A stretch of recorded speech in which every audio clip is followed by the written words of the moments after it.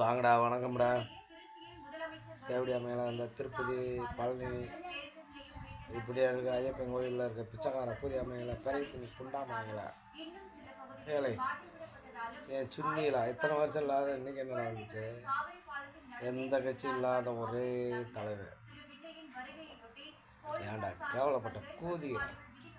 நானும் விவசாயி மூடிக்கி விட்டு நிற்கிறேன். என் பொண்டாட்டி விவசாயின்றாங்க. இல்லை அப்படி வந்து உங்கள் பிள்ளைகளை விட்டு பிரச்சாரம் பண்ண வேண்டியதாகட்டியா? மகன் இல்லையா? மகன் இல்லையா? தேவடியா மகங்களா செருப்படி தட்டி அனுப்பல. விளக்கு மாத்த பிஞ்சு உண்டு சொல்றா.